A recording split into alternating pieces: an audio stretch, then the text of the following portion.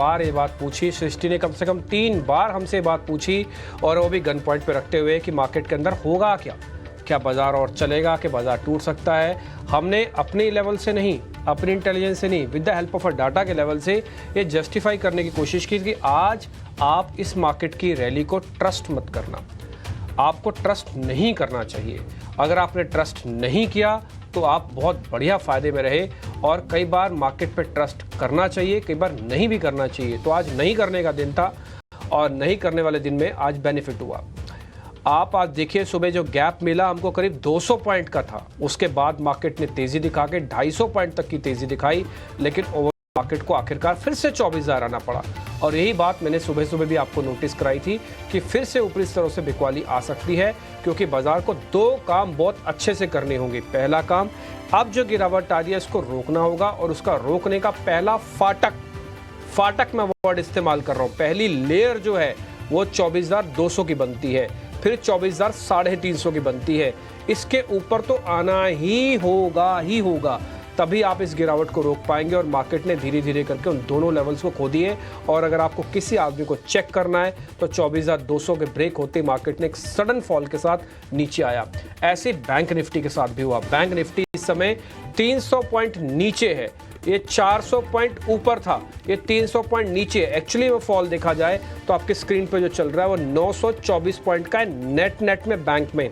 और बैंक मैंने सुबह सुबह एक शेयर का नाम आपके सामने बहुत डंके की चोट पे रखा था कि मेरे को ऐसा लगता है ये शेयर आज प्रॉब्लम क्रिएट कर सकता है। उस शेयर का नाम है HDFC बैंक।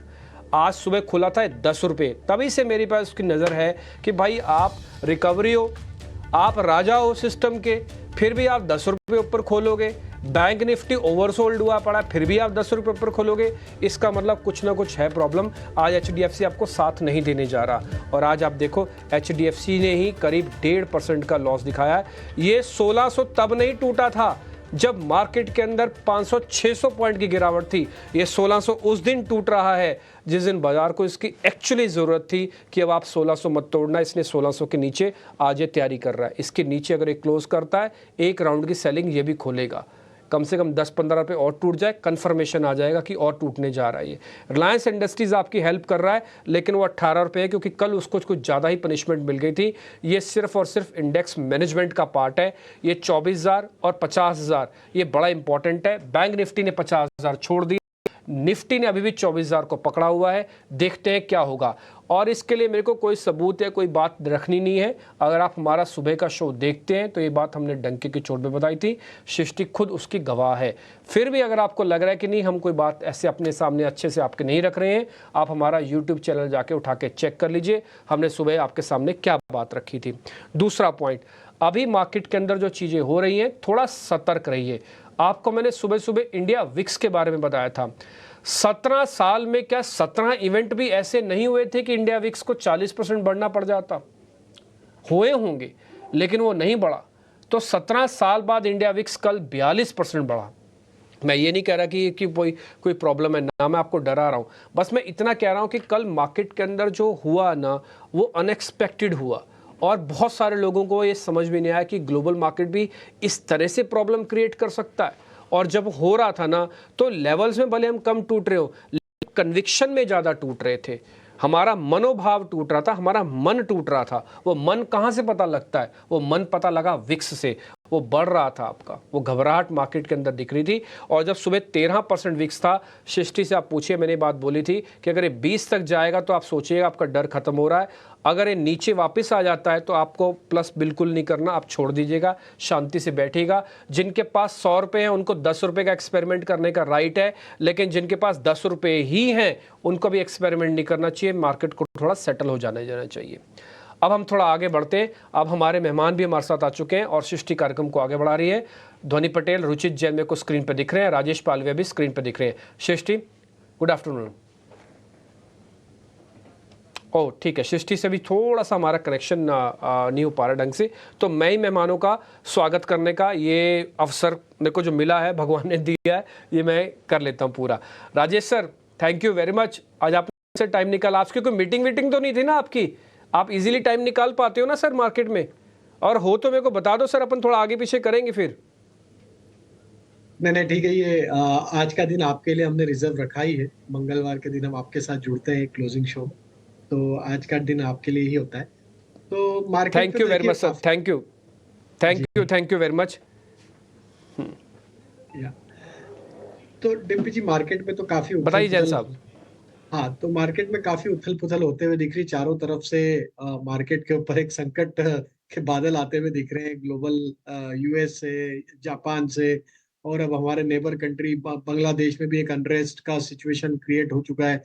तो ये देखें तो एक तरीके से मार्केट में थोड़ा सा एक जिसको बोलना चाहिए कि फियर फैक्टर माउंट होते हुए दिख रहा है, क्योंकि एक साथ अगर ये सारी न्यूज़ फ्लो एक साथ आती है और मार्केट भी उसको रिएक्ट करने लगता है, तो जरूर यहाँ पे थोड़े से बैकफुट पे आए हैं इन्वेस्टर। और हमें लगता है अब हम 24,000 की दहलीज पे वापस आते हुए दिख रहे हैं। और अगर ये लेवल टूटता है तो फिर 23,800, जो कि हमारा 50 डे मूविंग एवरेज है निफ्टी का, जिसको कि हमने पिछले कई महीनों में डिसाइसिव ब्रेकडाउन तो नहीं किया, हर बार हमने वहीं से पुल बैक बनाया है। ऑलमोस्ट एक आध दिन का अगर हमने वहां से ब्रेकडाउन करके वहां से रिवर्सल जरूर बनाए, तो मेक और ब्रेक लेवल की तरफ वापस पहुंचते हुए दिख रहे हैं हम 23,800। अगर वो टूट जाता है तो काफी बड़ा नियर टर्म ट्रेंड के हिसाब से उसपे एक डेंट लगते हुए दिखेगा मार्केट में। Then further follow up selling action भी आते हुए दिख सकती है। मार्केट की स्क्रीन और स्टॉक्स में जिस तरीके से सप्लाई है, वो क्लियरली ये दिखा रही है कि थोड़ा मार्केट में इन्वेस्टर और ट्रेडर प्रॉफिट बुक करते हुए दिख रहे हैं। जहां जहां उनके पास प्रॉफिट है, जरूर वहां पे लिक्विडेशन होते हुए दिख रहा है। डेटा भी, डेरिवेटिव डेटा भी बहुत से स्टॉक्स में शॉर्ट बिल्टअप के यहाँ पे बनते हुए दिखे। और जो अभी हमने पिछले दिनों में देखा था, एक थीम चल रही थी, कुछ सेक्टर्स पार्टिसिपेट कर रहे थे, लेकिन अब बहुत ही कम सेक्टर्स या एक थीमेटिक मूव भी यहाँ पे एब्सेंट है मार्केट में। बहुत ही सिलेक्टेड स्टॉक्स में बाइंग इंटरेस्ट है। तो ये क्लियरली दिखाता है कि थोड़ा कॉन्फिडेंस मार्केट का यहाँ पे हिला है। और हमें लगता है थोड़ा सेटल होने देना चाहिए इस सप्लाई प्रेशर को, उसके बाद ही मार्केट में बाय के लिए उतरना चाहिए। थोड़ा थोड़ा ही बाय करे, एक साथ यहाँ बाय ना करे। मार्केट जरूर हमें लगता है कि थोड़ा और फर्दर सेलिंग प्रेशर को एक्सटेंड करते हुए दिखेगा। जरूर लॉन्ग टर्म ट्रेंड बुलिश है, मार्केट को वापस ऊपर जाना है। एक बार ये सारी जो ग्लोबल अनसर्टनिटी है, ग्लोबल सप्लाई है, एफआईआई का रुझान किस तरफ बैठता है, वो सारी चीजें एक बार क्लियर हो जाए, उसके बाद वापस मार्केट अपना एक ट्रेंड लेगा अपसाइड में। लेकिन हमें लगता है फर्दर लोअर लेवल आते हुए दिख सकते हैं। बैंक निफ्टी ने 50,000 के लेवल को तोड़ा है। तो ये एक नेगेटिव डेवलपमेंट है बैंक निफ्टी के लिए भी। 49,500 का नेक्स्ट सपोर्ट एरिया है, वहां तक हमें लगता है फिसलते हुए दिख सकती है। तो और उसके नीचे भी जा सकती है, क्योंकि ट्रेंड यहाँ पे वीक हो चुका है। कहीं भी बैंकिंग स्टॉक से इस मार्केट में कहीं भी सपोर्ट एक्शन नहीं आते हुए दिख रही है। तो बैंकिंग सेक्टर एक हाई बीटा सेक्टर होता है। हमें लगता है कि ये सप्लाई प्रेशर इस ग्लोबल अनसर्टेनिटी के चलते यहाँ पे और फर्दर रहेगा। बैंक निफ्टी हो सकता है 49,000 की तरफ भी बढ़ते हुए दिखे। 50,500 क्रॉस करना जरूरी है बैंक निफ्टी में। और निफ्टी पे 24,300, एटलीस्ट ये दोनों लेवल जब तक क्रॉस नहीं होते, हमें लगता है कि छोटे मोटे उछाल में एक सप्लाई बना हुआ रहेगा। क्या सप्लाई बनी रहेगी 24,300, जो थोड़ी देर पहले हम भी आपके सामने बात रख रहे थे, राजेश सर ने वो बता दिया। बैंक निफ्टी वीक है, थोड़ा सब्र रखो, बाजार के अंदर सारी चीज़ें एक साथ नहीं होती हैं, थोड़ा ठीक हो जाने दो। मैंने आपको शुरुआत में बताया, जिनके पास 10 रुपये हैं वो बिल्कुल ना लगाएं, जिनके पास 100 रुपये है वो 10 रुपये लगा सकते हैं, बट वो अपनी गिरावट पे और लेवल्स को टिकने के बाद लगाएं। 24,000 के टूटने की वेट हो रही है, देखते ही देखते 24,000 भी आपकी स्क्रीन पे टूटेगा, आप उसको नोटिस कर लीजिएगा। फ्यूचर्स के अंदर भी कुछ ज़्यादा प्रीमियम नहीं है, 20-25 पॉइंट का ही सिर्फ प्रीमियम है। तो इसका मतलब फ्यूचर्स वाले भी नुकसान उठा रहे हैं। एक होता है स्क्रीन को देखना, एक होता है स्क्रीन को लेना। लेते आप फ्यूचर से हो, देखते आप सिर्फ स्क्रीन पे स्पॉट हो। ये आप देखो आपका 24,000 पे चला गया और धीरे धीरे करके ये फ्यूचर्स भी जा सकता है। और इस समय हम फ्यूचर्स में निफ्टी और बैंक निफ्टी भी 50,000 के नीचे ही काम कर रहे हैं। ठीक है जी, तो ये कुछ पॉइंट्स हो गए। अब हम जरा आ जाते हैं स्टॉक्स पे। तो ओपनिंग के ये क्लोजिंग के सौदे लेना शुरू करते हैं। रुचित जैन से करते हैं शुरुआत। रुचित भाई नमस्ते, बहुत शुक्रिया, thank you very much. Sir ये मैं समझ सकता हूँ कि आपके इंटेलिजेंस से ये तो तय है कि आपने भर भर के माल तो नहीं लिया होगा, लेकिन फिर भी कौन से शेयर हैं जिसको नोटिस कर रहे हो सर, जरा वो बता दीजिए। नमस्ते डिम्पी जी। डिम्पी जी, जो नोटिस हो रहा है कि जो हाई बीटा नेम्स है नमस्ते सर। वहां पे हम शॉर्ट सेलिंग करने की सलाह दे रहे हैं, क्योंकि मार्केट्स का शॉर्ट टर्म ट्रेंड बिल्कुल नेगेटिव है। और आपने भी थोड़ी देर पहले बात की थी कि इंडिया विक्स का एक दिन में 40 से 50% का बढ़ जाना ये कोई नॉर्मल मार्केट करेक्शन में या छोटे-मोटे नॉर्मल मार्केट डिप में नहीं होता है। सो डेफिनिटली जब इतना विक्स जो शार्प राइज हुआ है उसका इम्पैक्ट हमें और कुछ दिनों तक नो मार्केट्स पे रहेगा। तो जो 2 ट्रेड्स है मेरी हाई बीटा नेम जहाँ पे सेलिंग की सलाह है वो है एल&टी फाइनेंस होल्डिंग्स में। सो यहाँ पे मुझे वीकली चार्ट पे नेगेटिव डाइवर्जेंस नजर आ रहा है कि जहाँ पे प्राइस ने रिसेंटली नया हाई बनाया था बट आरएसआई ने एक लोअर हाई बनाया। सो जब ये सेम स्ट्रक्चर्स हमको निफ्टी में भी पिछले हफ्ते मिला था और उसके बाद हम देख सकते हैं कि कैसा फॉलोअप मूव रहा है। सो एल&टी फाइनेंस होल्डिंग में भी नेगेटिव डाइवर्जेंस फॉर्म हुए तो यहाँ पे हम करेक्शन एक्सपेक्ट कर रहे हैं। 174 के स्टॉप लॉस से यहाँ पे शॉर्ट पोजीशंस बनाई जा सकती है 160 के अराउंड के टारगेट्स के लिए। और डिफेंसिव नेम्स आई थिंक फिर भी अगर किसी को बाइंग साइड पे देखना है तो जैसे एफएमसीजी है, चुनिंदा फार्मा नेम्स है, ये आई थिंक थोड़ा रिलेटिव आउट परफॉर्मेंस कंटिन्यू रखेगा। तो HUL within that space no यहाँ पे अभी भी पॉजिटिव लग रहा है। इवन 20 दिन का एक्सपोनेंशियल मूविंग एवरेज जिसे हम short term moving average support या रेजिस्टेंस तरीके से है, पिछले 2-3 दिन की वॉलेटिलिटी में वो 20 डेज का ईएमए भी ये स्टॉक ने ब्रेक नहीं किया है। सो वो क्लियर एक स्ट्रेंथ दिखा रहा है। 2690 के स्टॉप लॉस से यहाँ पे एक्चुअल में खरीदारी की सलाह है 2850 के टारगेट्स के लिए। सर मैं आपके पॉइंट समझ गया, आपके कन्विक्शन भी समझ गया, और जो विक्स वाली बात आपने भी नोटिस की है, एग्जैक्टली यही पॉइंट हम भी रखना चाहते हैं कि 17 साल में ऐसा कुछ नहीं हुआ कि आपको 42% विक्स बढ़ाना पड़े। विक्स में बहुत सारी चीज़ छुपी होती हैं। टिपिकली इंडियन मार्केट्स में हम विक्स को इग्नोर कर देते हैं, बट बहुत काम का इंडेक्स है। जिसने भी डेवलप किया है भाई बहुत उसको थैंक यू वेरी मच। बहुत सारी चीज़ें इससे अच्छे से नोटिस हो जाती हैं। But any how L&T finance आपकी शॉर्ट कॉल है। एक चीज़ मैं ना रुचि सर की बात से आपको थोड़ा क्लियर करना चाहता हूँ। अभी ना आप थोड़ा डिफेंसिव का साथ पकड़ के रखो जब तक चीज़ें सारी ढंग से ठीक नहीं होती हैं। डिफेंसिव में एचयूएल है, और जो एग्रेसिव काउंटर हैं जैसे फार्मास इसके फाइनेंस के काउंटर्स हो गए, या वल्नरेबल काउंटर आईटी हो गए, या कुछ और रेलवे वाले काउंटर्स हो गए, थोड़े डिफेंस वाले काउंटर हो गए, जहाँ टाइम और प्राइस दोनों करेक्शन आ सकती हैं। तो वो थोड़ी चीज़ों से थोड़ा संपर्क थोड़ा वैसे ही करो और थैमेटिक चीज़ें पकड़ो। आज का दिन एक्चुअली में टेक्सटाइल का दिन था। आपको बांग्लादेश वाली खबर तो सबके मोबाइल पे है ना, कोई एक के मोबाइल पे नहीं है, सबके मोबाइल पे है। और सुबह सुबह हमने वो बांग्लादेश वाली खबर का बेनिफिशियरी आपके सामने रखे थे, तो वहीं से चलो। ठीक है, एचयूएल हो गया प्लस एल&टी फाइनेंस हो गया माइनस। ध्वनि पटेल नमस्ते, बताइए मैम आपके शेयर कौन से हैं? गुड आफ्टरनून डिम्पी जी, बाकी सबको भी मेरी तरफ से वेरी गुड आफ्टरनून। मेरी तरफ से यहाँ पे जो पिक्स है उसमें पहली पिक जो मेरी बनती है वो पॉलीकैब की है। ओवरऑल डिम्पी जी काफी सारे स्टॉक्स में यहाँ पे स्ट्रक्चर ब्रेकडाउन देखने को मिल रहे हैं, और जो वीक स्टॉक्स यहाँ पे हैं उनमें ज्यादा ही एक बीटन अप मोमेंटम देखने को मिल रहा है ऑन द लोअर साइड। तो पॉलीकैब सबसे पहला पिक इसमें बनता है। आज के सेशन में स्टॉक ने अभी फिलहाल अपनी जो प्रीवियस डे के लोस थे उनको ब्रेक करा है, तो करंट लेवल से आप इसको सेल करें। 6200 का टारगेट रहेगा, 6590 का स्टॉप लॉस लगा के चलना है इसमें। दूसरा स्टॉक जो यहाँ पे मुझे पसंद आ रहा है वो भी सेल साइड का ही है, जिसमें ओएनजीसी मेरा नेक्स्ट कैंडिडेट है। ओएनजीसी के अंदर भी हमने देखा कि ऊपर की तरफ से एक रेजिस्टेंस कॉन्स्टेंटली देखने को मिल रहा था, और फिर जब कल की सेशन के बाद आज हम कल के लोस के नीचे ट्रेड कर रहे हैं, तो फर्दर सेल अपॉर्चुनिटीज इसके अंदर बनती है। करंट लेवल से आप इसको सेल कीजिए। नीचे की तरफ 300 का एक शॉर्ट टर्म टारगेट लेके चलेंगे, बट इसके अंदर जो ओवरऑल अगर प्राइस एक्शन को एनालाइज करते हैं तो 290 तक भी इसके अंदर गिरावट पॉसिबल है, और स्टॉप लॉस जो है वो आपको 314 का लेके चलना है। जिसे बेचा जा सकता है, यहीं से चला था एक्चुअली, आपको पता है यही 302 306 का ही ब्रेकआउट था। अगर किसी को ना ट्रस्ट हो रहा हो तो एक बार जरा स्क्रीन पर इसका चार्ट दिखा दीजिएगा। यहीं से ब्रेकआउट हुआ, 25 रुपये चला 2 दिन के अंदर। 2 दिन के अंदर ओएनजीसी 25 रुपये चला, लेकिन वो वापस भी आ गया, वापस वहीं आ गया जहाँ से ब्रेकआउट हुआ था इसका। और 306 का प्राइस अभी चल रहा है, 300 का टारगेट है, 114 का स्टॉप लॉस है। ध्वनि पटेल थोड़ा ऊपर करके बेचना है कि सामने बेचे तो रिस्क रिवॉर्ड तो 1:1 का इसमें।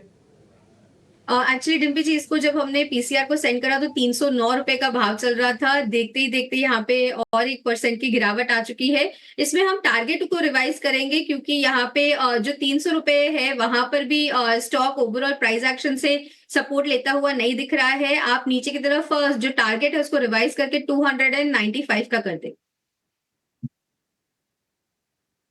295 कर देते हैं। प्रोड्यूसर साहब हमारे बहुत फास्ट हैं, 1 ही मिनट के अंदर देखिए अभी कर देंगे आपकी स्क्रीन पर। और तो मैं सभी मेहमानों को बोलूँगा, आप ज़रूरी नहीं है कि पीसीआर को या फिर प्रोड्यूसर्स को या फिर गेस्ट कोऑर्डिनेशन को कोई शेयर भेजते हैं।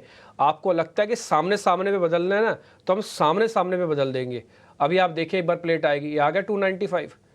मैं इसलिए कह रहा हूँ हमारे प्रोड्यूसर बहुत शार्प है, एक ही मिनट में आपके सामने आप हुक्म तो जारी करो, अभी उसकी तामील हो जाएगी। 314 का स्टॉप लॉस लगाए रखो, 295 का स्टॉप लॉस है, ओएनजीसी बेचना है। कैप वाली भी प्लेट एक बार सामने दिखा दो। 90 अंक जा चुका है निफ्टी, ना केवल 24,000 गया बल्कि 23,950 की तरफ हम बढ़ रहे हैं। सृष्टि जी हमारे साथ वापस से स्टूडियो में हैं, अब उनको आवाज़ भी आ रही होगी। सृष्टि, सुबह से आपने एक बार भी थैंक यू नहीं बोला कि सर हमने आपसे सुबह इतने टफ क्वेश्चन पूछे, बाजार चलेगा नहीं चलेगा, ये नहीं होगा, आपने हमारे को डाटा की हेल्प से बताया कि बाजार चलेगा नहीं, एक बार भी थैंक यू नहीं बोला। नहीं, थैंक यू डिम्पी जी, हमें भी बताया आपने, और साथ ही हमारे दर्शकों का भी काफ़ी फ़ायदा हुआ होगा, क्योंकि हम सुबह से ये सवाल पूछ रहे थे कि किस तरीके से जो है हम ये सवाल पूछ रहे थे कि किस तरीके से जो है ये जो रिकवरी हम देख रहे हैं ग्लोबल मार्केट्स में। सुबह तो काफ़ी अच्छी शुरुआत हुई थी, निकाई के भी बाजार ऊपर थे, तो यही कहना था कि यहाँ पे निफ्टी तो फिलहाल शॉर्ट तो नहीं करना चाहिए, पर लॉन्ग से भी बचाए। और साथ ही जिस तरीके का डेटा बिल्डअप है, इससे ज़रूर ये बात साफ निकल कर आई थी कि रिकवरी में बहुत ज़्यादा आप भरोसा ना करें, और वैसा ही हम देख रहे हैं। बाजार देखिए 24,000 का स्तर फिर से तोड़ता हुआ दिख रहा है। डिम्पी जी, तो आपका बहुत बहुत शुक्रिया। आप रोज़ हम आपसे समझने की कोशिश करते हैं कि निफ्टी बैंक निफ्टी में क्या करें, और एक बार फिर काफ़ी सही तरीके से जो है पूरा मार्केट मूवमेंट हम कैप्चर कर पाए और गाइड कर पाए हमारे दर्शकों को। पर चलिए अब आगे बढ़ेंगे, और राजेश जी भी हमारे ठीक है। साथ। सृष्टि जी इतना भी एक मिनट प्रोड्यूसर साहब, सृष्टि जी इतना भी थैंक यू मत करो कि शर्म आ जाए, एक ही बात बोल दो, हो गया, उसी से काम हो जाएगा। मैं थोड़ा शर्मीला किस्म का आदमी, ज़्यादा बात थैंक यू बोलोगे तो मेरे से बोला ही नहीं जाएगा। ठीक है जी। नहीं अब चलिए राजेश पालिवाल के पास जा रहे हैं, आई थिंक आप। नहीं, मैं तो क्या थैंक यू बोलूँगी, पर देखिए हमारे शो में हमारे गेस्ट भी एक्नॉलेज करते हैं वो बातें, तो अच्छा है। हम डेटा के दम पे सारी चीज़ें रखने की कोशिश करते हैं सामने, और तस्वीर पूरी की पूरी सामने हमारे दर्शकों के। पर आइए अब समझ लेते हैं कि स्टॉक स्पेसिफिक एक्शन कहाँ पे देख रहे हैं, क्योंकि हम देख भी रहे हैं कि हमारे गेस्ट जो है एक लॉन्ग एक शॉर्ट ऐसी कुछ रणनीतियाँ अपना रहे हैं। राजेश जी हमारे साथ हैं, और आइए लेते हैं उनकी कॉल्स। राजेश जी बताइए कौन से स्टॉक्स हैं जो कि आपके रेडार पे हैं, और क्या यहाँ पे भी आपको शॉर्ट्स के मौके ढूंढ रहे हैं? तो शशि जी, एक लॉन्ग है और एक शॉर्ट है। तो पहले लॉन्ग का स्टॉक जो पसंद आ रहा है वो कंजम्पशन एफएमसीजी थीम से ही पसंद आ रहा है, और उसमें गोदरेज कंज्यूमर प्रोडक्ट, ये स्टॉक में एक अप ट्रेंड बना हुआ है। स्टॉक के ओवरऑल स्ट्रक्चर देखें तो एक अप स्लोपिंग चैनल में ट्रेवल करते हुए दिख रहा है डेली चार्ट पे। तो हमें लगता है गोदरेज कंज्यूमर प्रोडक्ट को यहाँ पे बाय किया जा सकता है। इवन अगर हम देखें तो मार्केट इस तरीके के वॉलेटिलिटी में जरूर डोमेस्टिक कंजम्पशन थीम पे ही मार्केट में एक यहाँ पे बाइंग इंटरेस्ट बनते हुए दिख रहा है। तो एक डिफेंसिव सेक्टर में इसको काउंट किया जाता है एफएमसीजी को। तो गोदरेज सीपी बाय करना है, अपसाइड के टारगेट 1550 तक हमें लगते हुए दिख सकते हैं। स्टॉप लॉस होगा 1468 का। शॉर्ट साइड में जो ट्रेड है वो है आरईसी लिमिटेड का। स्टॉक 2-3 रुपए थोड़ा करेक्ट हो चुका है, जो लेवल हमने शेयर किए थे 570 के आसपास इसको शॉर्ट किया जा सकता है। स्टॉप लॉस होगा करीब 580 का, और डाउन साइड में हमें लगता है 555 तक की डाउन साइड यहाँ पे आते हुए दिख सकती है। स्टॉक में अगर टेक्निकली देखें तो स्टॉक 20 डे मूविंग एवरेज के नीचे फिसलता हुआ दिख रहा है। ऑलमोस्ट अभी अपने 50 डे मूविंग एवरेज को निगोशिएट करते हुए दिख रहा है। और जिस तरीके से मार्केट का टेक्सचर है, हमें लगता है ये स्टॉक में जैसे ही ये 566 के नीचे फिसलेगा और सस्टेन होगा तो यहाँ पे एक शार्प कट 555-550 की तरफ आते हुए दिख सकता है। शॉर्ट बिल्टअप यहाँ पे डेटा में ऑलरेडी यहाँ पे देखने को मिला है, और ये चौथा पांचवा दिन है स्टॉक में एक सस्टेन सप्लाई प्रेशर आते हुए दिख रहा है। तो आरईसी लिमिटेड शॉर्ट करने की सलाह। आप शॉर्ट कर सकते हैं। आप देखिए पीएफसी के भी नतीजे आए थे कुछ समय पहले, कुछ खास नहीं निकला नतीजों में, और पीएफसी ने भी अपने 500 जो स्तर है उसको तोड़ा। पर आरएसी ये दोनों ही स्टॉक्स जो हैं काफ़ी टैंडम में चलते हैं, एक पे प्रेशर आए तो दूसरे पे भी दिखता है। क्योंकि अगर हम बात करें पीएफसी की, तो यहाँ पे उनके पास आरएसी की भी मेजॉरिटी स्टेक होल्डर है वो, और हम देख रहे हैं कि काफ़ी रिएक्शन दोनों ही काउंटर्स में दिख रहा है। पीएफसी भी लगभग 4% कमज़ोर है। आरईसी पे रखिए आप नज़र। पर इस बीच जितने भी पीएसयूज़ हैं उनकी शुरुआत तो ठीक ठाक हुई थी, जैसे मैं कोल इंडिया और एनटीपीसी के चार्ट्स देख रही थी, पर अभी सभी दिग्गज पीएसयूज़ जो हैं आपको डे लो पे दिखेंगे। और रुचित, एक बार आपसे स्पेसिफिकली कोल इंडिया पे राय जानना चाहेंगे, क्योंकि पिछले हफ्ते की बात है, one of the top gainers में ये शामिल था। एक ब्रेकआउट भी दिया, पर किस तरीके से अब ये 500 के भी स्तर जो है तोड़ने की तैयारी कर रहा है कोल इंडिया, क्या यहाँ पे फ्रेश शॉर्ट्स के मौके ढूंढे? आई थिंक 495 के पे काफी इंपॉर्टेंट एक सपोर्ट है जो इसके 40 दिन का एक्सपोनेंशियल मूविंग एवरेज है, और इन केस वो लेवल ब्रेक होता है तो आप 475 तक का एक्सपेक्ट नो स्टॉक में कर सकते हो। बट फ्रेंडली फ्रेश शॉर्ट्स के लिए अभी स्टॉप लॉसेस जो है वो काफी दूर आ रहे हैं, तो मेरी फ्रेश शॉर्ट्स करने की सलाह नहीं है, बट डेफिनेटली आप अगर बाइंग कर लिए अगर कुछ बॉटम फिशिंग कर रहे हैं तो फिलहाल no wait and watch mode पे रह सकते हैं। फिलहाल कोल इंडिया की हम बात कर रहे थे, यहाँ पे फिलहाल जो है शॉर्ट करने की सलाह नहीं है। उनका कहना है कि 495 पे कोल इंडिया का एक बेहद अच्छा सपोर्ट है, तो फिलहाल जो है उस पे आप नज़र रखिए। पर चलिए अब ऑप्शन की रणनीति समझते हैं और रुक करेंगे हमारे अगले सेगमेंट ऑप्शंस के चैंपियन का।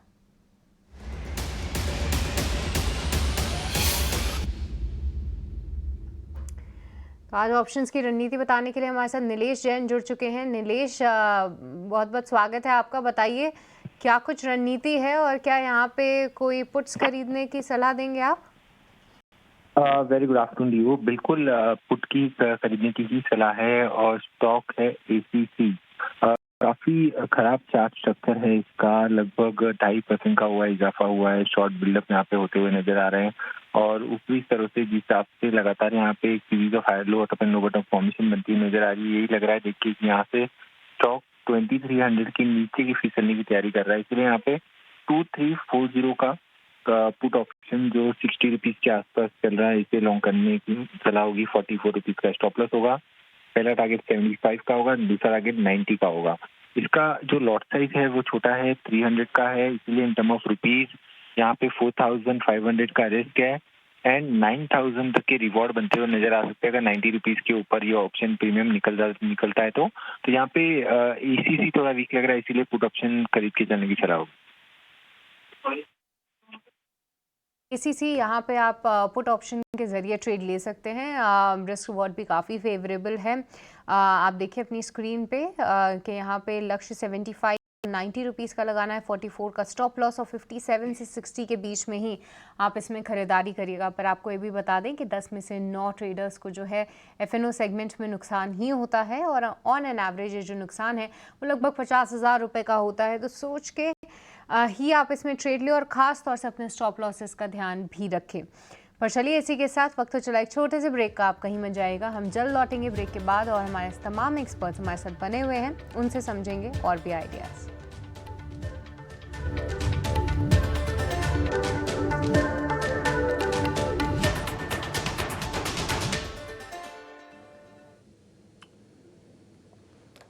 मार्केट पे आप पैनी नज़र रखिए, क्योंकि एक पता नहीं चल रहा है, एक स्पीड से फटाफट से ऊपर करता है और फटाफट से नीचे आता है, और यही आपको आप निफ्टी पे भी दिख रहा है, बैंक निफ्टी जो कि बड़े इंडाइसिस है इस पे दिख रहा है, स्टॉक्स के अंदर तो दिखेगा ही दिखेगा।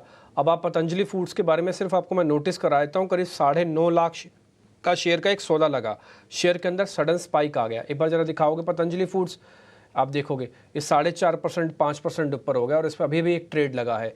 तो ऐसे कुछ सौदों पर आपको ध्यान रखना पड़ेगा कि भाई अच्छा किस शेयर के अंदर क्या हो रहा है। कम वॉल्यूम रखो, सारी चीज़ें आराम से आपको मिलती जाएंगी, आप उस हिसाब से ट्रेड करते जाना। अब आ जाते हैं आज के लॉन्ग पोजीशंस पे, कहाँ पे अच्छी पोजीशंस बन रही है। एक बार फटाफट से मैं पूछता जाऊँगा 4 मेहमानों से, आप उस पर अगर है तो आपको पता लग जाएगा, नहीं है तो आइडिया लग जाएगा क्या खरीदना है क्या बेचना करके। ब्रिटानिया करीब 2-2.5% ऊपर है।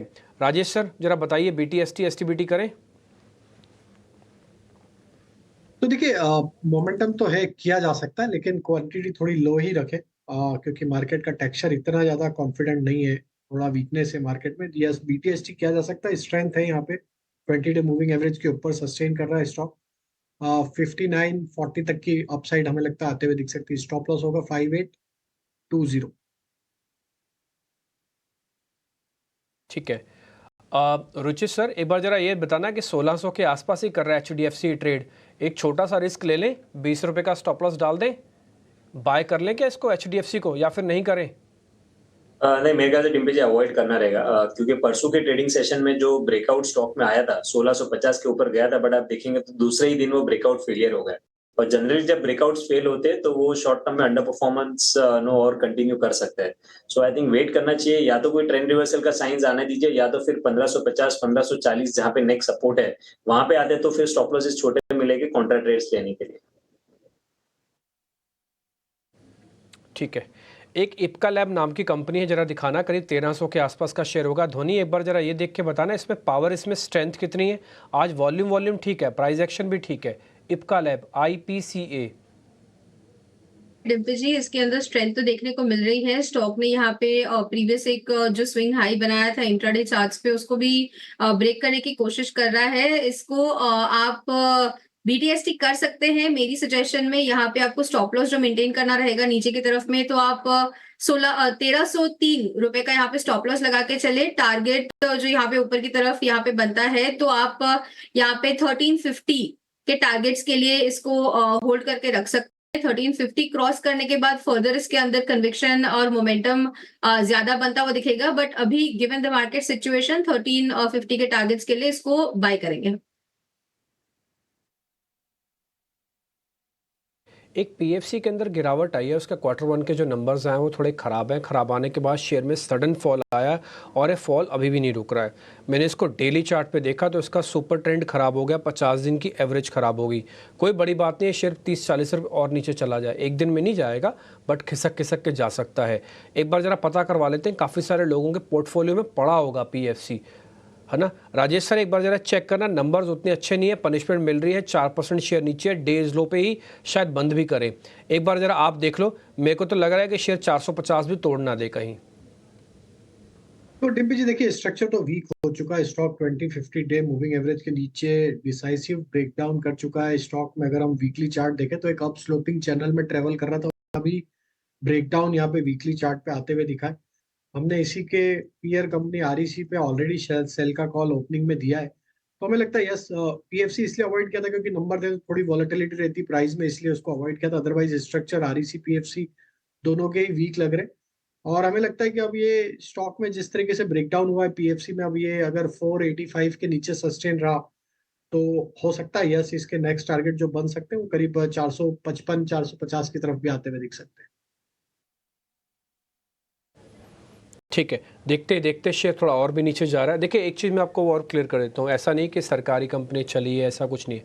आप ये देख के बताइए, कल जब इस शेयर ने टूटना शुरू किया तो आज रिकवरी के अंदर इसका पार्टिसिपेशन कितना था। ये चार्ट ही अपने आप में बताने के लिए REC और PFC का बहुत है। आज कुछ गैप वैप इनके पास बहुत ज़्यादा नहीं था, और जहाँ से खुले मार्केट तो उसके बाद स्ट्रॉन्ग भी हुआ था, लेकिन ये शेयर स्ट्रॉन्ग ही नहीं हुए। ये पूरा आप इसका वीक का देख लीजिए, और अगर आप आज का भी देखेंगे तो आप देख लीजिएगा। तो होता क्या है ना, जहाँ पर आपके पास बड़ी पोजीशंस है, अगर वहाँ पर कहीं भी थोड़ा भी कुछ ख़राब आएगा ना तो फॉल भी भरभरा के ही शेयरों का होगा ऐसे ही। अब आप देखो आज में 5%, हफ्ते के अंदर 10% हो गया शेयर खाली, और ये सरकार और ये REC PFC की जोड़ी चलती है ऑलमोस्ट। तो इसलिए अगर आपके पास कोई अच्छी पोजीशन है ना, तो उसमें ट्रेलिंग लगाओ, नहीं तो प्रॉफिट बुक करो, नहीं तो वेट करो उनको स्टेबल होने के लिए। यही मैंने इसलिए राजेश सर से पूछा था। अभी हमारी आदत क्या ना, बाजार के अंदर गिरावट आएगी, अरे एक काम करो भाई, तुरंत REC PFC खरीद लो। अरे भाई ये मत खरीदो, अभी रुक जाओ, उसको स्टेबल तो होने दो। अगर आपने आज ये सोचा तो नंबर्स ने वो आपकी वो उम्मीद को भी धराशायी कर दिया। इसलिए मैंने राजेश सर से बात पूछी कि भाई सब लोगों की आदत ही है सीधा सीधा मारेंगे REC PFC को प्लस कर लो, तो थोड़ा रुक जाना, बहुत ही सिलेक्टिव होने की ज़रूरत है। अगर प्लस भी करना है तो वैसे तो रुकना चाहिए। गौरव हमारे साथ जुड़ चुके हैं, मार्केट से 3 का पूरा सेगमेंट लेके 3 बजे के अंदर जो जो एक्शन है वो सब कुछ समेट के लेके आए हैं। गौरव जरा बताइए प्लीज़।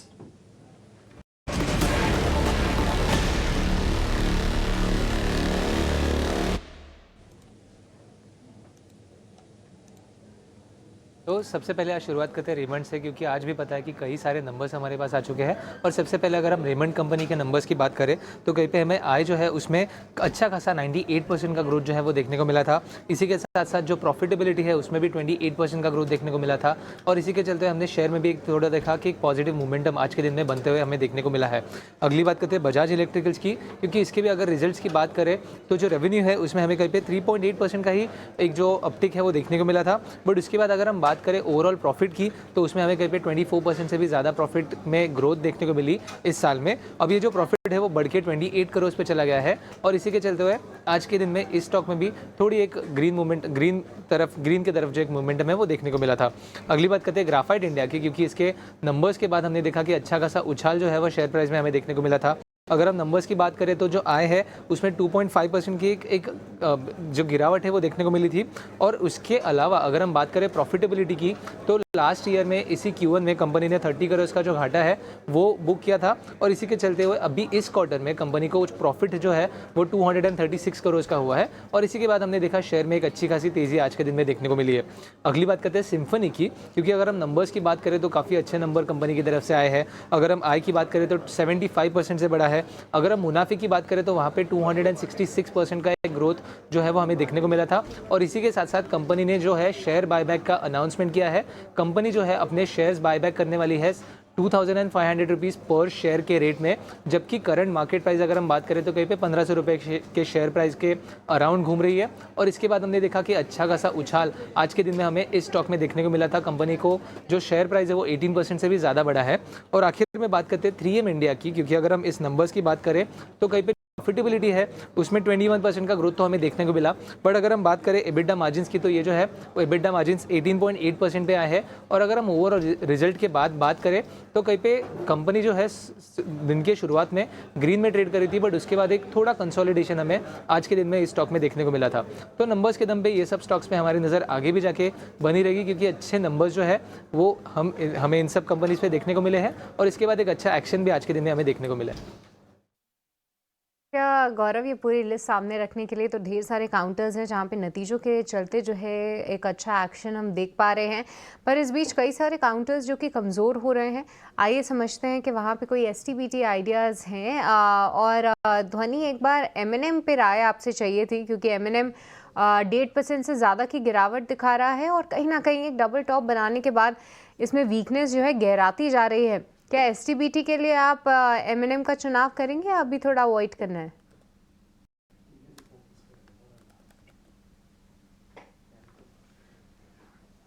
ओके ध्वनि, शायद आप म्यूट पे हैं। हाँ जी, सृष्टि, यहाँ पे एक स्टैंडर्ड डिस्क्लेमर के साथ मैं इसका स्टार्ट करूंगी, क्योंकि अभी जैसे ही स्टॉक ने प्रीवियस लोस को ब्रीच करा है, हमने इस पे सेल कॉल इनिशिएट करी है, अपने क्लाइंट्स को दिया है यहाँ से। डेफिनेटली इसके अंदर जो वीकनेस है वो काफी बढ़ती हुई दिख रही है। ओवरऑल चार्ट स्ट्रक्चर वाइज भी प्रीवियस स्विंग लोस को यहाँ पे उसने ब्रीच करा है, तो डेफिनेटली फर्दर सेल के यहाँ पे संकेत बनते हैं। Overall price action data suggest करता है कि 25 और 50 तक इसके अंदर जो गिरावट है वो हावी होती दिखेगी, और आपको यहाँ पे स्टॉप लॉस जो मेंटेन करके चलना है, तो आप ऊपर की तरफ में 2670 का स्टॉप लॉस लगा के चलें। 70 का आपको यहाँ पे स्टॉप लॉस लगाना है, इस पे आप ध्यान रखें, क्योंकि मेरे भी रेडार पे इसलिए आया था क्योंकि हालांकि पिछले 3-4 दिनों से इसमें वीकनेस है, पर कहीं ना कहीं 3000 के स्तरों के आसपास से इसने जो रिजेक्शन फेस किया है, अब अपने कुछ सपोर्ट्स को भी ब्रेक कर रहा है। प्रीवियस डे लो को भी जो है इसने ब्रेक कर दिया है फिलहाल, तो यहाँ पे आप नज़र ज़रूर रख सकते हैं।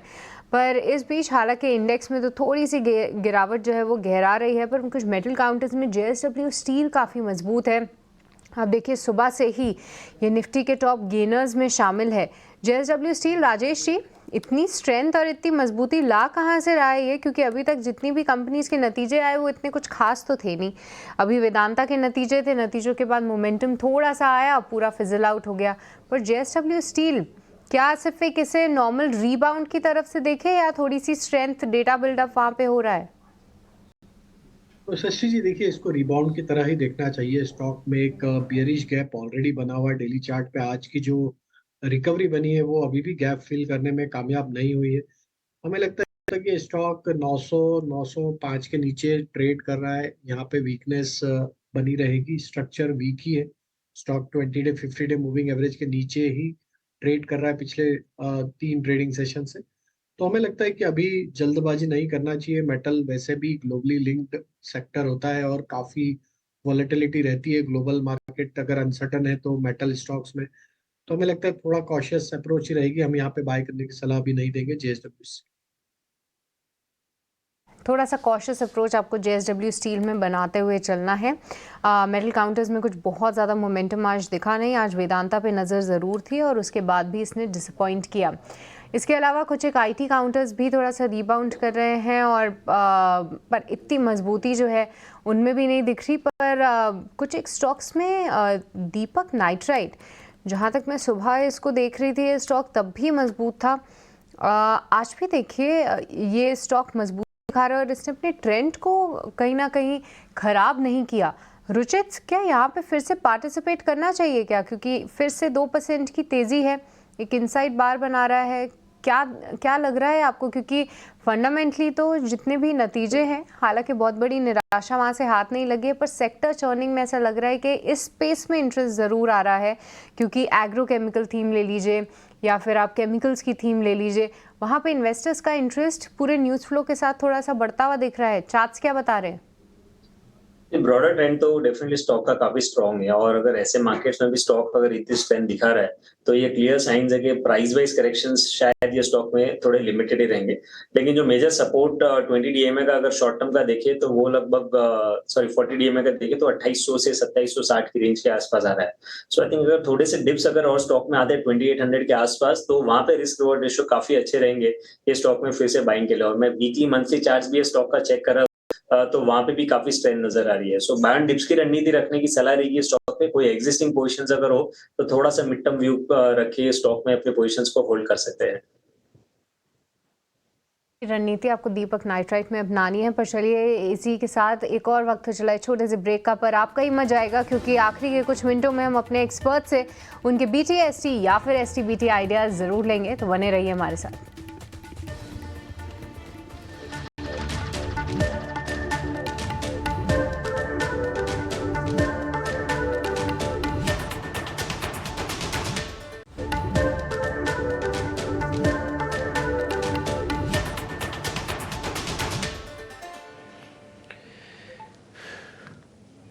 ब्रेक के बाद एक बार फिर आपका स्वागत है। 80 अंकों के नुकसान के साथ अभी निफ्टी ट्रेड कर रहा है और शायद क्लोजिंग भी ऐसी ही कुछ मिलेगी। आपको 24,000 की मिलती है तो ये ठीक नहीं माना जाएगा। कल भी किसी तरह से हमने 24,000 को बचा लिया था। बैंक निफ्टी में आज 350 पॉइंट की गिरावट के साथ ये तो क्लियर है कि आज 50,000 के लेवल के आसपास हम शायद क्लोज ना करें, उसके नीचे क्लोज करेंगे। और ऑलरेडी राजेश सर आपको गाइड भी कर चुके हैं कि जल्दबाजी ना कीजिए, इंडेक्स को थोड़ा सेटल होने के लिए समय चाहिए, ये टाइम भी चाहिए और लेवल्स भी चाहिए, तो दोनों के लिए भी थोड़ा समय देना होगा। आगे बढ़ें, पहले तो हम खबर गर्म वाले एक सेगमेंट से कर रहे हैं, थोड़ा कार्यक्रम को आगे बढ़ा रहे हैं। शरद दुबे मेरे सहयोगी मेरे साथ जुड़ रहे हैं, आपको डीलिंग रूम चेक बताएंगे। फिर हम विनी मोतीवाला को भी अपने साथ जोड़ लेंगे ताकि गोदरेज कंज्यूमर्स के जो नंबर्स आ रहे हैं वो कैसे होंगे वो एक सम आपके सामने रखेंगे। पहले खबर गर्म है बताने के लिए शरद दुबे हैं।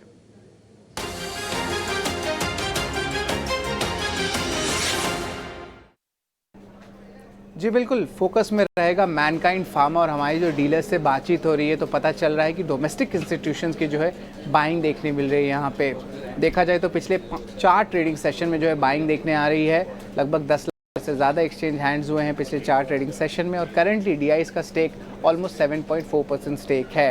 अगर की DIs जो ऑलरेडी इन्वेस्टेड है उनके बारे में बात करें तो axis mutual fund, SBI mutual fund जैसे बड़े फंड्स जो हैं कंपनी में इन्वेस्टेड हैं। और इंटरेस्टिंगली कंपनी जो है कल इंस्टीट्यूशनल इन्वेस्टर्स को भी मिलेगा जो अगस्त 7 है। अगर ट्रिगर्स के बारे में बात करें तो रिसेंटली भारत सेरम की जो एक्विजिशन हुई है वो वैल्यू एक्रेटिव है, ये जो है एनालिस्ट का मानना है। और कंपनी हाल ही में Q1 रिजल्ट्स भी लाए थे जहां पे एनालिस्ट एस्टिमेट से बेटर नंबर्स देखने मिले थे, स्टॉक में भी पॉजिटिव रिएक्शन आया था।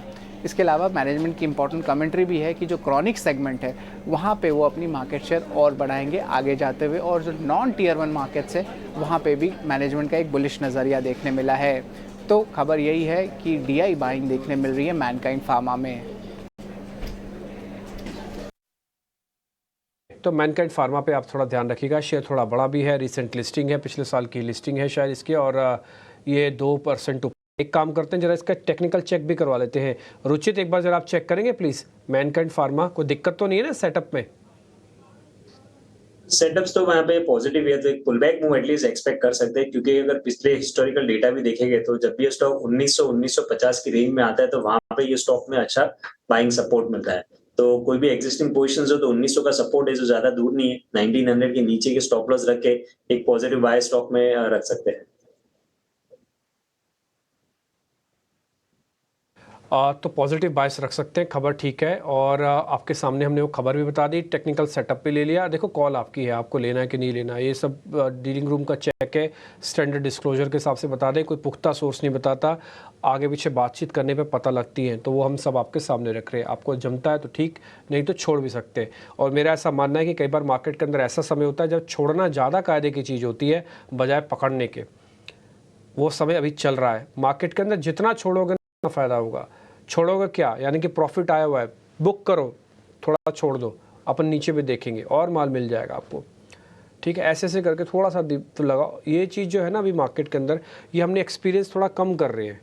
एबनॉर्मल तेज़ी, एबनॉर्मल फॉल हमारा एक्सपीरियंस ही नहीं है उसके साथ अभी, ठीक। आगे बढ़ें। एक काम करते हैं, गोदरेज कंज्यूमर्स के ना मैं नंबर आपकी स्क्रीन पर दिखाता हूँ, एक बार ज़रा आप वो देख लीजिएगा। राजेश सर एक बार ज़रा गोदरेज कंज्यूमर चेक करना, क्योंकि आपकी लिस्ट में भी होना ही चाहिए। आई होप आप भी देख ही रहे होंगे इसको। मैं ज़रा नंबर्स आपकी स्क्रीन पे लेके आता हूँ। शेयर एक बार ज़रा चेक कर लो, वॉल्यूम चेक कर लो सर इसका, और सेटअप वगैरह भी देख कर लेना। इसका मुनाफा करीब 48% बढ़कर आ रहा है। अभी तक जितने भी फार्मास्यूटिकल इसके FMCG के नंबर्स आए हैं, ज़्यादा ख़राब कुछ भी नहीं आया, सबके नंबर्स ठीक है। सीजनल प्ले है इसके अंदर। 3 चीज़ें बड़ी इंपॉर्टेंट होती हैं गोदरेज कंज्यूमर्स के नंबर्स में। पहला, ये टिपिकली अच्छे मार्जिन्स को दिखाएं। दूसरा, ग्रोथ कैसी आती है। तीसरा, अच्छा ये मार्जिन्स वाला पॉइंट आपकी स्क्रीन पर आ गया, 21.5% का मार्जिन्स है, और एक कम नहीं होता FMCG में। 21.5% का मार्जिन FMCG कंपनीज के अंदर कम नहीं होता। प्रॉफिट भी अच्छा है 42% का, और बिना सेल्स के है। सेल्स ग्रोथ देखोगे फ्लैट है, और एबिट मार्जिन 16% बढ़ा है। कहने का मेरे मतलब है, भले आपने माल ज़्यादा नहीं बेचा लेकिन आप प्रॉफिट ज़्यादा कमाओगे। तो प्रॉफिट ज़्यादा कैसे आएगा, वो ज़्यादा आएगा मार्जिन्स बढ़ाने से। वो 21% का मार्जिन है, वो प्रॉफिट कैसे आएगा, ऑपरेशनल एफिशिएंसी इंक्रीज करने से। 16% वहाँ पे है। और जो तीसरी इंपॉर्टेंट चीज़ आपको चेक करनी है वो है इसकी वॉल्यूम ग्रोथ, यानी कि बिज़नेस कितना बढ़ता है उसको लेके गाइडेंस दे देती है कंपनी कई बार। तो 3-4 पॉइंट्स हैं जो आपको ध्यान रखने हैं। मैंने सारी चीज़ें अमूमन मार्केट की आपके सामने रख दी, इसमें 7% वॉल्यूम ग्रोथ की बात की जा रही है। राजेश सर आपने चेक कर लिया होगा गोदरेज कंज्यूमर्स, बता दीजिए सर। तो देखिए टेक्निकल सेटअप के हिसाब से तो स्टॉक पसंद आ रहा है, और हमने इस पे शो की शुरुआत में इस पे बाय दिया है।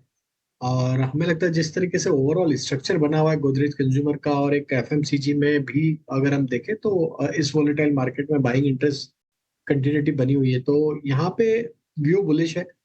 1450 के आसपास के स्टॉप लॉस हमने सजेस्ट किए, वो स्टॉप लॉस से पोजीशन लॉन्ग साइड की होल्ड की जा सकती।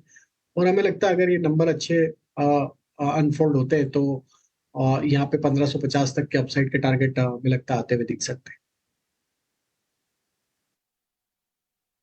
ठीक है, डन। आज जैसे हमने शुरुआत में भी आपके सामने कहा, आज दिन टेक्सटाइल्स का है। टेक्सटाइल वाली कंपनियां, चाहे वो धागे से कपड़ा बनाती हो, रेडीमेड बनाती हो, या फिर सीधे ही कपड़े के बिजनेस में क्यों ना हो, उन सब का दिन आज ठीक है। कई बार क्या होता है ना कि किसी दूसरे का नुकसान आपके लिए फ़ायदे का सौदा बन जाता है। इंटरनेशनल मार्केट की बात बताता हूँ। इंटरनेशनल मार्केट में जब इंडियन कंपनी माल बेचने जाती हैं तो उसमें चाइनीज़ कंपनीज और बांग्लादेश की कंपनीज भी आती हैं। चाइना तो जस का तस है, लेकिन जो बांग्लादेश में हुआ एक आपको एज दे सकता है। हमारा आपस में बांग्लादेश का और इंडिया में ट्रेड पे मत जाओ, आप इंटरनेशनल मार्केट पे जाओ। इंटरनेशनल मार्केट में जब हम कपड़ा बेचने जा रहे हैं या फिर जूट बेचने जा रहे हैं तो हमारा एक कंपटीशन रहता है। उस कंपटीशन में अगर कुछ प्रॉब्लम है तो अनड्यू बेनिफिट आपके पास आने ही हैं, और आपको प्राइसिंग के तौर पर दिख रहा है। और ये हमने आज सुबह ही आपको नोटिस करवाया था। इनफैक्ट मैंने तो 4 दिन पहले ही एक लिंक के ज़रिए आपको बता दिया था, जो मैटर चल रहा है आरक्षण वाला वो बहुत बड़ा हो सकता है और अंदर खाने मार्केट पे इम्पैक्ट ज़रूर आएगा। आज उसका पॉजिटिव इम्पैक्ट इंडियन मार्केट में चर्निंग के तौर पर आपको मिल रहा है। आप कोई भी सेगमेंट उठा लीजिए, सभी सेगमेंट्स तेज़ है जो कपड़े और कपड़े के आसपास से जुड़े हुए हैं। अंश बिलवर ने भी कुछ रिसर्च की है, वो आपके सामने सारी स्थितियाँ रख देते हैं। फिर उसके बाद रुचित जैन, सारे शेयर हम आपके सामने फायर कर रहे हैं। किसी में कोई BTST वगैरह बनता हो तो आप बता दीजिएगा, ठीक है सर। हम अंश से एक बार सारी रिसर्च समझ लेते हैं। अंश जी बताइए आप। जी बिल्कुल, सबसे पहले तो मैं ये बताना चाहूँगा कि इंडिया की जो पोजीशनिंग है टेक्सटाइल इंडस्ट्री में वो काफ़ी स्ट्रॉन्ग है। अगर ग्लोबली देखें तो, पूरे ग्लोबल में देखें तो इंडिया टॉप 3 इसमें आता है एक्सपोर्टर में, जिसकी वजह से यहाँ पे एक्सपोर्ट के काफ़ी अच्छे पोटेंशियल हमेशा रहती है। साथ ही साथ अगर यहाँ पे देखें तो ग्लोबली जितना भी ट्रेड होता है टेक्सटाइल और अपैरल, उसका करीबन कुछ 4.5% इंडिया होल्ड करता है। साथ ही साथ इंडिया का एक्सपोर्ट भी काफ़ी अच्छे से ग्रो होता हुआ नज़र आ रहा है। अब आज जो ख़रीदारी हो रही है टेक्सटाइल स्टॉक्स में, उसका मेन कारण बांग्लादेश है। तो बांग्लादेश में जो क्राइसिस हो रहा है उसके कारण वहाँ पे जो भी ट्रेड हो रहे हैं वो काफ़ी हद तक अफेक्ट होते हुए नज़र आ रहे हैं। बांग्लादेश खुद ही टेक्सटाइल इंडस्ट्री में काफ़ी स्ट्रॉन्ग पोजीशन होल्ड करता है, तो उस वजह से जो भी कंट्री वहाँ से इंपोर्ट करते हैं, जो भी ट्रेड करते हैं, वो भी अफेक्ट होने के काफ़ी हाई चांसेस है, जिसकी वजह से इंडिया को यहाँ पे एक अपॉर्चुनिटी मिलती है कि वो जो गैप वहाँ पर बन रहा है दूसरे कंट्रीज़ उसे फिल कर सके। साथ ही साथ इंडिया का अच्छा एग्रीमेंट है यूके के साथ FTA का, जिसके कारण एक स्मूथ फ्लो हो सकता है इंपोर्ट एक्सपोर्ट का टेक्सटाइल इंडस्ट्री में। साथ ही साथ चाइना भी जो कि काफ़ी स्ट्रॉन्ग पोजीशन होल्ड करता है टेक्सटाइल मार्केट में, वहाँ पर भी जो एक्सपोर्ट है वो थोड़ा स्लो डाउन होते हुए नज़र आ रहा है। तो इंडिया के लिए काफ़ी अच्छी अपॉर्चुनिटी यहाँ पर बनती हुई नज़र आ रही है ग्लोबल इशूज़ के वजह से। साथ ही साथ अगर यहाँ पर हम एक्सपोर्ट डेस्टिनेशन देखें तो इंडिया से USA, EU और UK में करीबन 50% एक्सपोर्ट होता है टेक्सटाइल के स्टॉक्स। अगर यहाँ पे हम स्टॉक्स भी देखें तो जो आज बज़ कर रहे हैं, तो यहाँ पे लिस्ट में हमें Gopaldas, KPR mill, Arvind limited, Vardhman textile, Nitin spinner, Welspun living जैसे स्टॉक नज़र आ रहे हैं, जिनमें 10 से 15% का उछाल नज़र आ रहा है। तो इन स्टॉक्स पर नज़र रखें। ऑलराइट, बहुत बहुत शुक्रिया अंश, ये पूरी लिस्ट सामने रखने के लिए। तो टेक्सटाइल में तेज़ी आज हम आते हुए देख सकते हैं, ये ज़रूर हमने आपको बताया था। और आप देखिए सुबह से ही ये जो काउंटर्स हैं उनमें ज़बरदस्त एक्शन है। क्या रुचित, इन सभी काउंटर्स में से कोई स्टॉक आपको BTST आइडिया लगता है वॉल्यूम्स के दम पे, जहाँ पे एकाएक काफ़ी अच्छा स्पर्ट देखने को मिला, पैटर्न अच्छा है और यहाँ पे कैरी करना चाहिए? जानो ये सभी स्टॉक्स में काफी स्ट्रॉन्ग रहा है क्योंकि न्यूज इतनी पॉजिटिव और प्राइस एक्शन भी अच्छा है। लेकिन अगर मुझे कुछ प्रेफरेंस देना है फ्रेश बाइंग के लिए तो गोकुलदास एक्सपोर्ट्स के चार्ट स्ट्रक्चर्स बहुत अच्छे हैं, क्योंकि सिर्फ डेली चार्ट्स पे नहीं, अगर आप वीकली मंथली चार्ट में थोड़े लंबे समय के चार्ट्स भी देखता हो तो वहां पे भी एक अच्छे खासे कंसोलिडेशन का ब्रेकआउट आया और इसका मतलब हुआ है कि ये स्टॉक ने अपने ब्रॉडर अपट्रेंड का रिजम्पशन किया है। 1000 रुपए के नीचे स्टॉप लॉस रखे गोकुलदास एक्सपोर्ट में आई थिंक करंट लेवल्स पे भी एक अच्छी बाइंग अपॉर्चुनिटी ढूंढ सकते हैं। 1160 के आसपास के टारगेट से स्टॉक में बन सकते हैं। तो 1100 के टारगेट्स गोकुलदास एक्सपोर्ट्स, यहाँ पे आप नज़र रखें। पर देखिए जब बांग्लादेश ट्रेड की बात हो ही रही है, उनसे रिलेटेड कुछ और कंपनीज जो हैं उनमें से नाम आता है मैरिको का भी।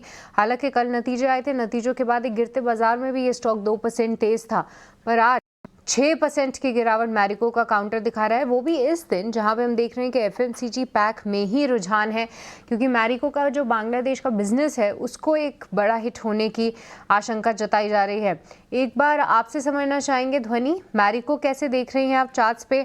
आज तो देखिए 6% की गिरावट हो गई, क्या यहाँ पे सेल ऑन राइस की रणनीति अपनाएं और कौन से लेवल्स पे एंट्री ले सकते हैं अगर आप इसके लिए वाउच करेंगी तो?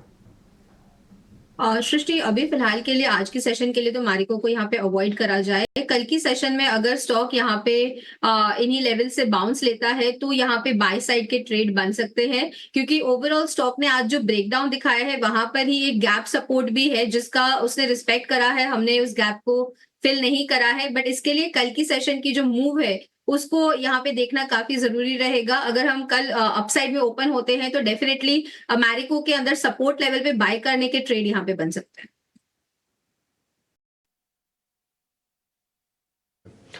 तो हम क्लोजिंग की तरफ बढ़ रहे हैं, सिर्फ 3 मिनट रह गए मार्केट के बंद होने में। आप ज़्यादा एक्सपेरिमेंट ना कीजिएगा। बाजार के अंदर आज भी कुछ वैसी तस्वीर दिख रही है। 24,000 के आसपास हम बंद करने की कर रहे हैं तैयारी।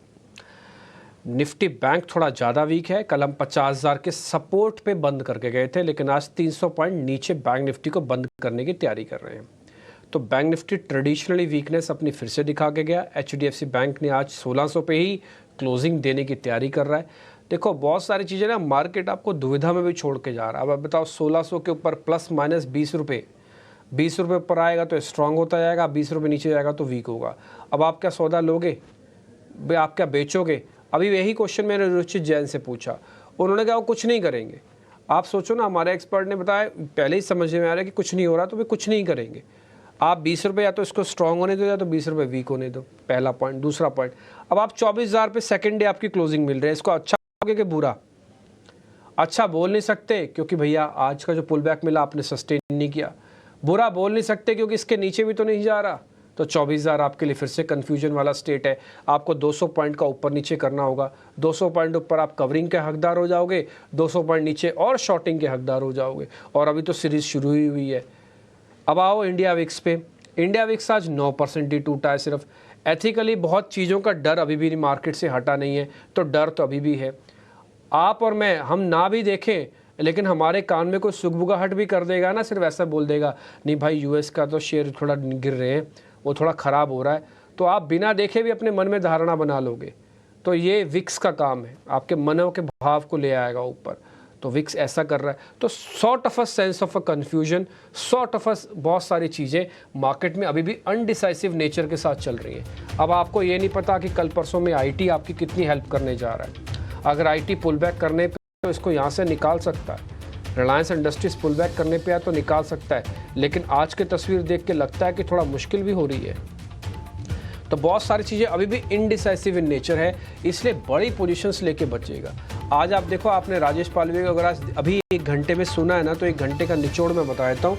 वो ये कह रहे हैं कि बड़ी पोजीशन ना लो, शॉर्ट और लॉन्ग करते समय कोई भी पोजीशंस के अंदर बड़ा हिस्सा ना बनाओ। अभी थोड़ा वेट एंड वॉच करो, जो है उसको संभाल लो। लेवल्स के साथ ही बाय करना, लेवल्स के साथ ही शॉर्ट करना। लेवल्स जैसे जैसे आते जाएंगे आपका कन्विक्शन का लेवल भी बढ़ेगा। मान लो बाजार वीक है और आप शेयर बाय के ढूंढने लग जाओगे तो आपको अच्छे शेयर थोड़े मिलेंगे। और मान लो बाजार स्ट्रॉन्ग है, आप बोलो हम शॉर्ट करेंगे, तो नहीं होगा आपसे शॉर्ट। ठीक, तो यही कन्विक्शन की बात आपको रुचित जैन और आपको ध्वनि पटेल की तरफ से भी सुनने को मिली होगी। ठीक, तो थेमेटिक रहिए, स्पेसिफिक रहिए, अपॉर्चुनिटी इंट्राडे की पकड़िए। नहीं समझ में आता लीव द मार्केट हो जाइए, समझ में आता है तो आप जैसे भी ट्रेड करना चाहे अपने वित्तीय सलाहकार की हेल्प से ट्रेड कीजिए। तो कुल मिला के मार्केट को अपने ऊपर हावी मत होने दो। और ये बताइए, फोमो फैक्टर है।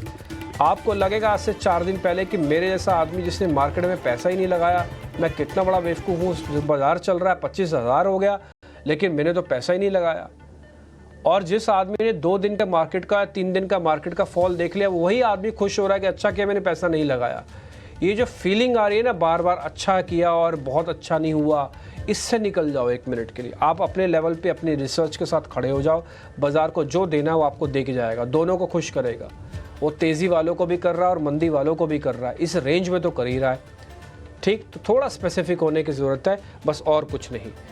तो आज की क्लोजिंग हमको मिल गया 900 एडवांसेस हुए हैं, जबकि आज एडवांसेस का गैप काफ़ी बड़ा था हमारे पास। सुबह करीब एक बार तो ऐसा हुआ था कि 1800 शेयर तेज़ थे और 200-250 शेयर कमज़ोर थे, लेकिन दिन बीतते बीतते 1600 शेयरों का डिक्लाइन आया।